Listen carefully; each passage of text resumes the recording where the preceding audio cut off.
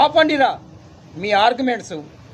భార్య తప్పు చేస్తే భర్త క్షమించాలి, భర్త తప్పు చేస్తే భార్య క్షమించాలి, భార్యాభర్తలు ఇద్దరూ తప్పు చేస్తే ఆ భగవంతుడు క్షమించాలి.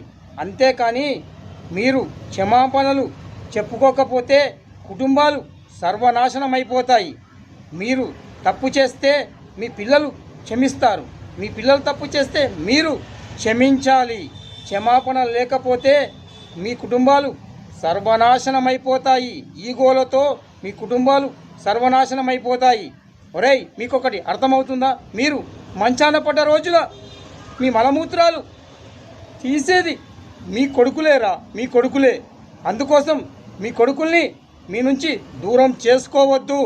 అందుకనే నా మాట విని మీ కొడుకుల్ని మీ ఇంట్లోకి ఆహ్వానించండి, స్వచ్ఛందంగా ఆహ్వానించండి. మీరందరూ కలిసిమెలిసి సంతోషంగా